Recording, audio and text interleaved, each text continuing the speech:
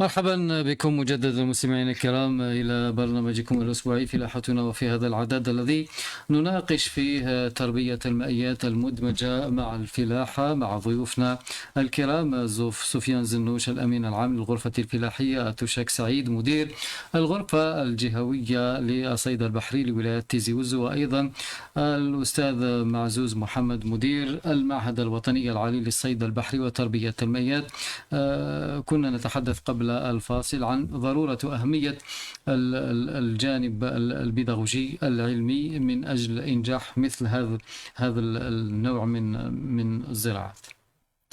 بعد بسم الله الرحمن الرحيم، والصلاة والسلام على أشرف المرسلين سيدنا محمد صلى الله عليه وسلم.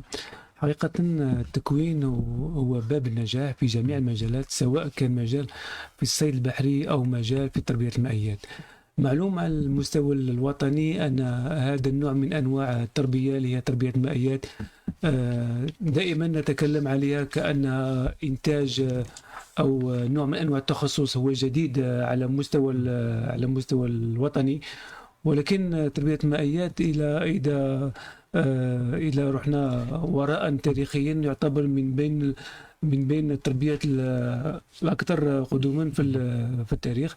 ولكن على المستوى الوطني وذلك على المستوى الوطني نعمل مع وزارة الفلاحة والتنمية الريفية والصيد البحري عن طريق المديرية العامة للصيد البحري وتربية المائيات على عملية نشر هذا النوع من أنواع التربية. وهذا النوع من أنواع التربية هناك تخصصات مختلفة على مستوى ولاية بويرة. بعد عملية طلب من طرف غرفة الولاية لصيد البحري وتربية المائيات بالتنسيق مع غرفة الفلاحة من أجل التكوين في نوع من أنواع تربية المائيات اللي هي الإدماج تربية الأسماك مع الفلاحة. هذا النوع من التكوين يدوم 3 أيام، في شطر نظري وشطر تطبيقي، ويقوم عليه أساتذة من المعهد. ونعمل في هذا التكوين من أجل نشر هذا النوع من أنواع التربية كما قالوا السيد المدير والسيد الأمين العام، بأن على مستوى البويرة هذا النوع من أنواع التربية ماش منتشر كفاية. ولكن هذه التكوينات تسمح الناس تدي رؤية عليها وتفهم من هذا التكوين باللي ما ناش نقدموا في أشياء ذات علم كبير ولا أشياء بسيطة، طرق أو خطوات بسيطة يمكن الفلاح أن يقوم بهذا النوع من أنواع الإدماج اللي هو أسماك مع الفلاحة. وأخيرا والهدف الأساسي هذا الفلاح في نهاية هذا من أنواع من نوع الإنتاج يكون عنده إنتاج متنوع، يكون عنده إنتاج زراعي اللي هو يخدم عليه سنويا، ويزيد له إنتاج حيواني. وشيء آخر المهم أيضا أن عامة الفلاحين من أجل الإنتاج يستعملون مواد أسمدة كيميائية، ولكن في هذا النوع من أنواع الإدماج الفلاح يكون في غنى على استعمال المواد الكيميائية، يستعمل المواد الكيميائية ولكن في حالة طبيعية بيولوجية. كان معنا في التكوين واحد السيد قام بهذا النوع من أنواع التربية، وقالنا لاحظ اختلاف في الشكل. قبل كان يستعمل أسمدة كيميائية، ولكن باستعماله أسمدة بيولوجية قال لي مام الشكل تاع الفاكهة تغير بارابول اللي كان. تشوف ليفي بوزيتيف أكال بوان سور لا برودكسيون أغريكول. بارك الله فيك.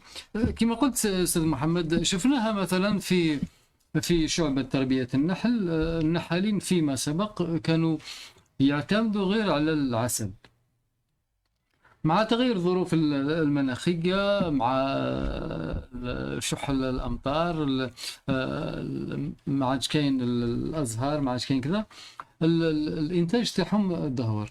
ولكن الآن بعد الأيام التكوينية والدراسية والتحسيسية والفيوغاليزاسيون، أصبح الآن النحالين يعتمدوا على النحل على العسل كمصدر أساسي، ولكن مصادر أخرى يقدر يديرها من العسل، مصادر أخرى كثيرة، لابولان، البروبوليس، الكثير من المنتوجات، وبالتالي أصبح النحال ما يخسرش. نفس الشيء ربما الفلاحين هذول كان يعتمدوا هذا الزراعات المدمجه مع الفلاحه، انه كما قلت ينقص من الاسمده، ينقص من التكاليف، يولي عنده انتاج حيواني، وبالتالي يدر عليها فوائد ماليه، وايضا حتى المنتوج الزراعي تاعو يتحسن كما ونوعا. في الحقيقه هذا النوع من انواع اللي هو الادماج هو عباره عن حلقه مغلقه. حلقه مغلقه لماذا؟ لان لا شيء يرمى، سواء كان من بقايا انتاج فلاحي زراعي او فضلات انتاج فلاحي حيواني، بحيث يستعمل هذه البقايا من اجل عمليه تخصيب الماء. لاخاطش الهدف الاساسي من هذا النوع من انواع التكوين هو عمليه تخصيب الماء. تخصيب الماء ماذا نقصد به؟ نقصد به بان هذا الماء معروف باللي اللون تاعه هو لون شفاف، ولكن الماء مخصب نلاحظ بان هناك ظهور لون وهو اللون الاخضرار، ويدل على ذلك يدل على وجود طحالب. اذا وجد طحالب فيعتبر غذاء اولي للاسماك. باش نوصلوا لهذه المرحله حنا في التكوين تاعنا نقولوا لاصحاب المشاريع او الفلاحين خاصه، الوصول لتخصيب الماء هو عبارة عن استعمال ما تبقى لك سواء من الزراعة أو من الحيوانات، باستعمال هذا الإنتاج الزراعي الغير صالح للبيع في أكياس معينة، ووضعها في أماكن معينة من الأحواض، والمتابعة عن طريق الرؤية إلى حد من اللون إلى لون معين، وذلك بمتابعة أيضا حتى يكون هناك توازن. في حالة توازن بين لون الماء وبين كمية من المواد الزراعة التي لم تباع أو البقايا الحيوانية، يوصل الفلاح بدون استعمال غذاء يبقى السمك تاعه حي عنده بصفة عادية. احنا كي جينا على مستوى البيرة ما جيناش باش ومعنا مشكل، قال الفلاح ديجا اصلا عنده مشكل تاع ماء، عنده مشكل تاع اسمده. لا، احنا جبنا عليه حلول عباره عن ماذا؟ عباره عن اسمده طبيعيه، عباره عن متابعه طبيعيه، عباره عن انتاج اخر هو انتاج حيواني عند السمكي، وذلك باستعمال وسائل عاديه جدا بسيطه جدا. وهذا مما يحفز الفلاح. حقيقه كان تجاوب كبير اليوم مع الفلاحين، ولو كان القسم كان مملوء على كل حال، ولكن كان تجاوب كبير، كان اسئله واجوبه، وان شاء الله ولكن المهم ايضا بعد هذا التكوين كما قال السيد الامين العام يجب ان يكون هناك متابعه حتى الفلاح يحس روحه محمي. سافري الفلاح دار تكوين سيبون، من بعد يحس روحه وحيد. والتكوين تاع 3 ايام مهما تكون غزاره الاسئله وغزاره الاجوبه